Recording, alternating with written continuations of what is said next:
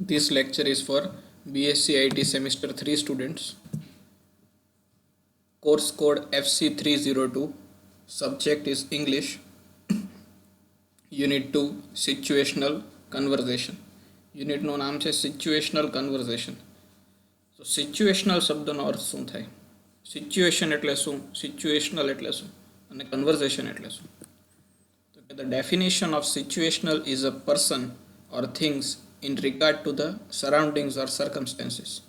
કોઈ એક વ્યક્તિની રોજે રોજની અલગ અલગ સર્કમસ્ટેન્સીસ એટલે કે અલગ અલગ પરિસ્થિતિઓ ઊભી થતી હોય, જે જગ્યાએ જાય ત્યાં એ જગ્યાએ એ કયા લોકોના કોન્ટેક્ટમાં આવે છે, એ કયા એન્વાયરમેન્ટ છે, કઈ જગ્યા છે, એને આપણે કહી શકીએ કે એ કઈ સિચ્યુએશનમાં એ વ્યક્તિ છે.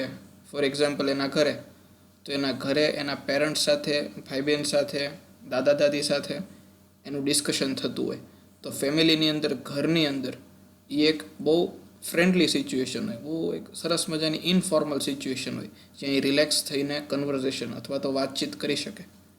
તો આ એક કેસ થયો.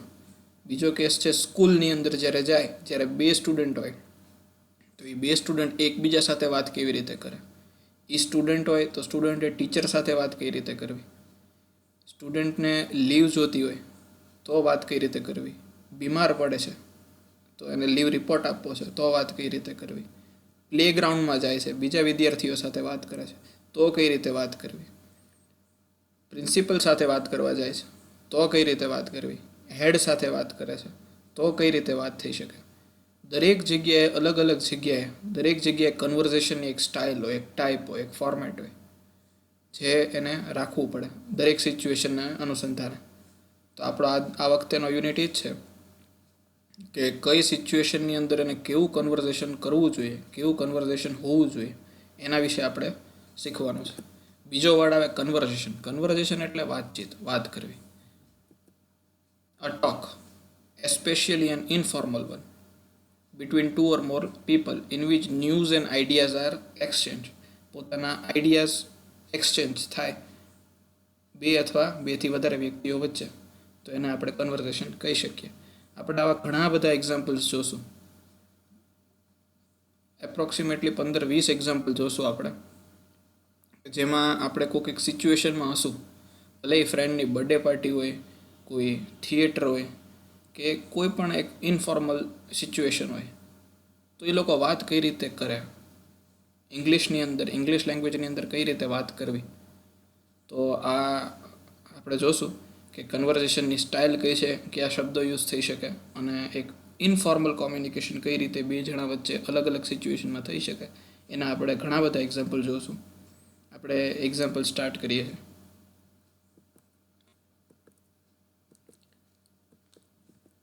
બિટવીન્સ ટુ સ્ટુડન્ટ્સ પહેલો એક્ઝામ્પલ છે. એમાં પહેલા સ્ટુડન્ટનું નામ છે Sania. Sania is talking. In which class are you studying? Sania is asking to Sandhya that in which class are you studying? Sandhya replies, I am in 8th standard. What about you? Sanya is replying, I am in 9th standard.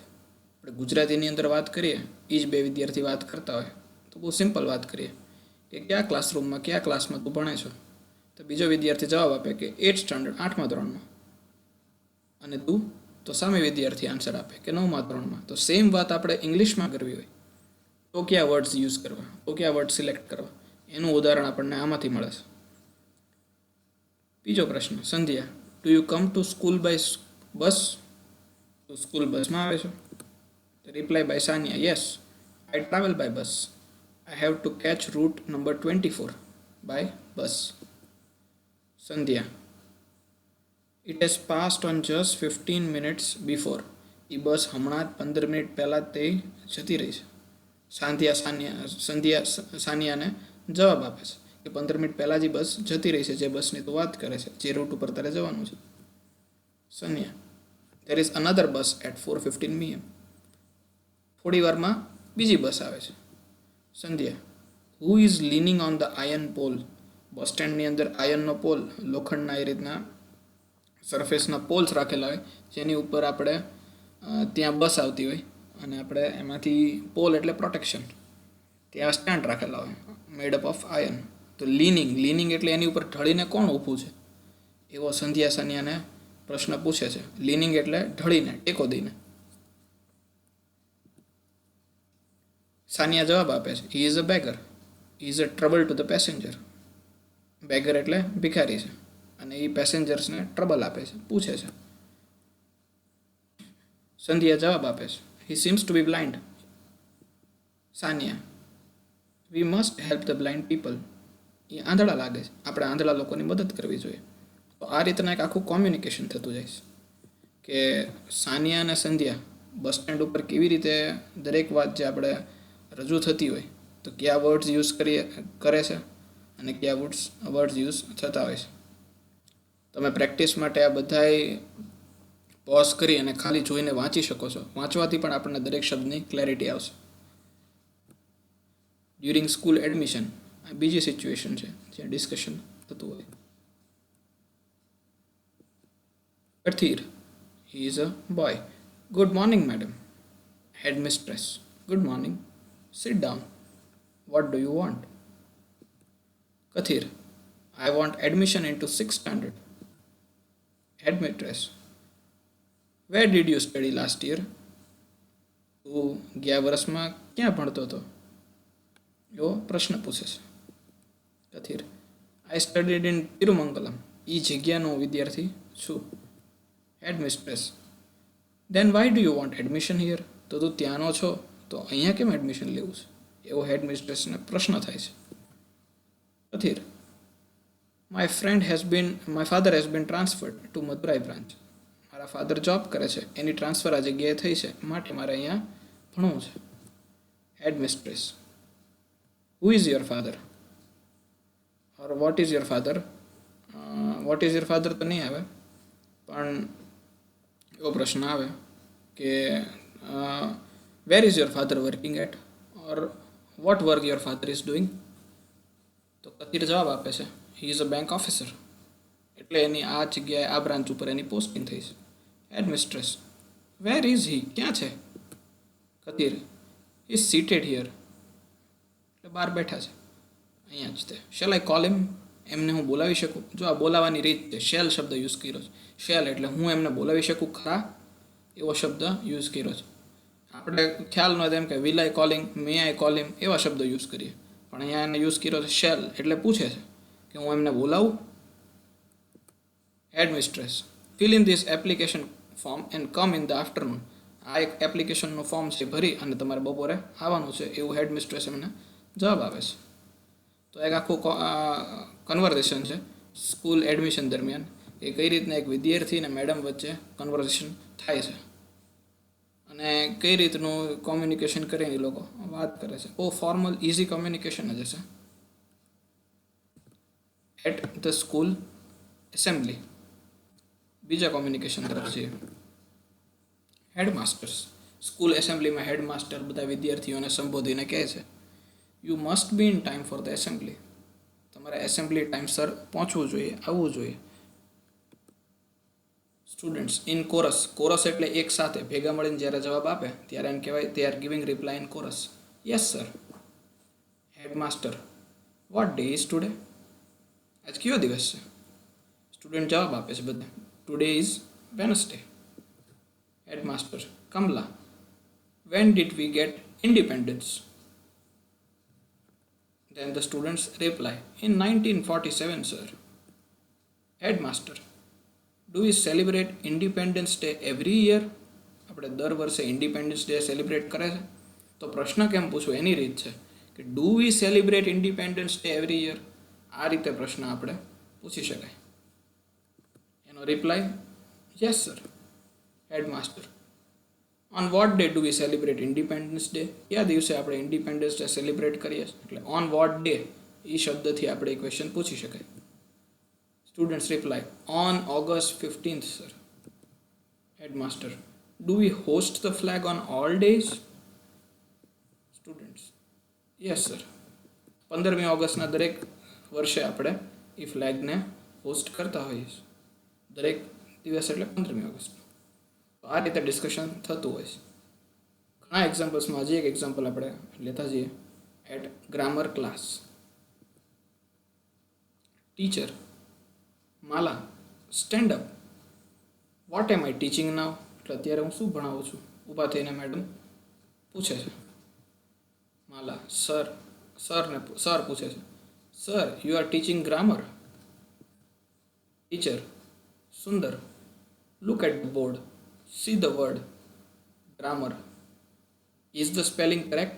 ગ્રામરનો spelling જે આમાં લખેલો છે એ સાચો છે. Is the spelling correct? આ રીતે પ્રશ્ન પૂછી શકાય. માલા, આમાં કદાચ સુંદરની જગ્યાએ માલાને જ પૂછતા હશે. Yes sir, the spelling is correct. Teacher, I am going to teach you about nouns. What is a noun? ગ્રામરની અંદર નાઉન શું હોય? એવો પ્રશ્ન પૂછે છે. Mala, noun is the name of a person, a place or a thing. Mala definition આપે છે. Noun is the name of a person, place or a thing is called a noun. Teacher વધારે પૂછે છે. Kolkata is a big city. Here are 2 nouns. આટલામાં 2 noun આવે છે. માલા સરને પૂછે છે. ક્યાં? What are they? આ વાક્યની અંદર ક્યાં 2 નાઉન આવે સર? એવું માલા સરને પ્રશ્ન પૂછે છે. Teacher, Kolkata and city. નાઉનની ડેફિનેશન છે. Noun is the name of a person, place or a thing. એમાં કોલકાતા અને સિટી આવી જાય. What kind of nouns are they? Sir, આ રીતે ક્વેશ્ચન પૂછાય. What kind of nouns are they sir? એટલે આ રીતે સામો ક્વેશ્ચન આપણે ઇંગ્લિશ લેંગ્વેજની અંદર રજૂ કરી શકીએ. Teacher, Kolkata is a proper noun, city is a common noun. આ વધારે ફોડ પાડે છે, વધારે ક્લિયર સોલ્યુશન આપે છે. કોલકાતા સિટીનું નામ છે એ પ્રોપર નાઉન છે. સિટી છે એ સિટી જ છે, કોમન નાઉન છે. એમાં કોઈ વિશેષ નથી. City is a common noun. બીજું અન્ય એક કોમ્યુનિકેશન જે આપણે લઈએ છીએ બિટવીન ટીચર એન્ડ સંજય. અત્યાર સુધી આપણે કયા લીધા? એટ ગ્રામર ક્લાસ, કે કઈ રીતના પ્રશ્ન પૂછી શકે વિદ્યાર્થી અને સ્ટુડન્ટ વિશે. આની પહેલાં કયા હતા? At grammar class, at school assembly. School એસેમ્બલીમાં હેડમાસ્ટર અને સ્ટુડન્ટ્સ કઈ રીતના ડિસ્કસ કરે છે, ક્વેશ્ચન્સ કઈ રીતના પૂછાય અને આન્સર્સ કેમ આપવા. એ પહેલાં હતા ક્વેશ્ચન્સ સ્કૂલ એડમિશન દરમિયાન. સ્કૂલ એડમિશન દરમિયાન પણ આપણે ઘણીવાર એડમિશન માટે, માસ્ટર્સ માટે જવું હોય તો ત્યાં પણ આવા એક્સપિરિયન્સ થતા હોય છે. અને બીજું સિમ્પલ બસ સ્ટેન્ડ ઉપર વાત કરતા હોય ઇંગ્લિશ લેંગ્વેજમાં, ત્યાં પણ આ એક્ઝામ્પલ્સ જોયા. તો અન્ય હજી આપણે 1-2 એક્ઝામ્પલ્સ લેવાનો પ્રયત્ન કરીએ કે નેક્સ્ટ હજી એવા એક્ઝામ્પલ્સ તમારે ને મારે વાત કરવાનું થાય અને ઇંગ્લિશ લેંગ્વેજની અંદર આપણે વાત કરીએ તો કઈ રીતે વાત કરી શકીએ. Which subject are you studying? તો ત્યારે તમારે રિપ્લાય આપવાનો હોય. What time is now? તો અગેન તમારે રિપ્લાય આપવાનો હોય. What do you think? When will be your exam this term? What marks will be your papers? There will be long questions or there will be short questions? What will be the time period of your examinations? Are you all well prepared for your examinations? How is your preparation going on? તો આવા બધા પ્રશ્નો જ્યારે પૂછાય તો તમારે English લેંગ્વેજની અંદર તમારે મેન્ટલી પ્રિપેર રહીને જવાબ આપવાના હોય છે. આપણે બીજા કોમ્યુનિકેશન તરફ જઈએ. ટીચર એન્ડ સંજય વચ્ચેનું કોમ્યુનિકેશન છે. ટીચર પ્રશ્ન પૂછે, where is Kanan? Sanjay replies, sir, he is absent today. Teacher, why is he absent? Sanjay, sir, he has gone to Tiruppur to attend his sister's marriage. બહુ વ્યવસ્થિત રીતે એક્સપ્લેન કરીએ. આપણે જનરલી આન્સર આપતા હોય, ક્લાસરૂમની અંદર પૂછ્યું હોય કે આ વિદ્યાર્થી કેમ એબસેન્ટ છે, એટલે આપણે એક શબ્દમાં આન્સર આપીએ, મેરેજમાં ગયો છે. પ્રોપર આન્સર કઈ રીતે અપાતો હોય? Sir, he has gone to Tiruppur to attend his sister's marriage. આ એક બહુ વેલ ફોર્મ આન્સર છે. ઓલું શોર્ટ આન્સર છે, પણ આ બહુ ક્લિયર કટ, વ્યવસ્થિત, એક પોલિશ્ડ આન્સર લાગે. તો આપણે એ તરફ જઈએ છીએ કારણ કે આપણે એ ફિલ્ડમાં લેવાનું આપણે પસંદ કર્યું છે કે જ્યાં એક પ્રોફેશનલ ફિલ્ડ છે અને કોમ્યુનિકેશનની જે જગ્યાએ જઈએ એ જગ્યાએ એક વેલ્યુ છે. એટલે એ તરફ આપણે ધીરે ધીરે શિફ્ટ થવાનું છે. ફોર્મલ લેંગ્વેજ તરફ ધીરે ધીરે આપણે એની આદત પાડવાની છે, એની ટેવ પાડવાની છે. Teacher, has he send the leave letter through you? તારા દ્વારા એને લીવ લેટર મોકલ્યો છે? Has he send the leave letter through you? Sanjay, no sir. Teacher, then it is very bad. You must not be absent without leave letter. એટલે teacher general ક્લાસરૂમમાં કહે છે કે તમારે લીવ લેટર, લીવ રિપોર્ટ આપ્યા વગર absent ન રહેવું જોઈએ. એ ખરાબ બાબત છે. તમે એબસન્ટ રહેવાના છો કાં એક દિવસ અગાઉ કાં એ દિવસે, જો તમે હાફ ડે લીવ પર છો, અને કાં એક દિવસ પછી, જનરલી પહેલાં તમારે લીવ રિપોર્ટ આપવો જરૂરી છે, કારણ આપવું જરૂરી છે. You must not be absent without the leave letter or leave report. Sanjay, yes sir. Teacher, have you answered the paragraph questions? Sanjay, yes sir, we have. અમે આપ્યા છે. Teacher, boys look at the picture on the wall. Wall ઉપર જે picture છે એમાં જુઓ. Sanjay, who is એ કોણ છે જેનો પિક્ચર છે વોલ ઉપર? Teacher, he is Bengali poet named Tagore, mister Rabindranath Tagore. આ રીતે કોઈ પણ વ્યક્તિને આપણે રજૂ કરી શકીએ, એને સંબોધીને આન્સર આપી શકીએ. તો આ એક મેથડ છે ક્લાસરૂમની અંદર પણ, કે ટીચર ને સર વચ્ચે કઈ રીતનું બહુ ફોર્મલ, બહુ ઇઝી ગોઈંગ કોમ્યુનિકેશન થઈ શકે. બસ આમાં ઇંગ્લિશ શીખતી વખતે એક જ વસ્તુ હોય કે કોન્ફિડન્સ હોવો જોઈએ. કોન્ફિડન્સ હોય એટલે ઓટોમેટિક તમે ભૂલ પડવાનો તમને ડર જતો રહે, એટલે તમે પ્રયત્ન શરૂ કરી દો. તમે જેવું એનો પ્રયત્ન શરૂ કરી દો અને તમે કોમ્યુનિકેશન બિંદાસ તમારા સર સાથે, અન્ય વ્યક્તિ સાથે સ્ટાર્ટ કરો, એટલે ઓટોમેટિકલી તમને એ કોન્ફિડન્સ દ્વારા ઇંગ્લિશ વર્ડ્સ તમારાથી ઓટોમેટિક બહાર આવવા માંડે. કારણ કે તમારા એજ્યુકેશનની અંદર અત્યારે તમારે ઇંગ્લિશમાં જ ભણવાનું હોય છે. તમારે મટિરિયલ્સ, બુક્સ, ઓનલાઈન બધું ઇંગ્લિશમાં જ રીડ કરવાનું હોય છે. એક્ઝામ ઇંગ્લિશ લેંગ્વેજમાં જ આપવાની હોય છે. એટલે ઓટોમેટિકલી ઘણા બધા શબ્દોથી તો તમે પરિચિત થતા આવ્યા છો અને થતા જ રહેવાના છો. એટલે એના બાને અથવા એ રીતે તો તમારું ઇંગ્લિશ ઇમ્પ્રૂવ થાય જ છે.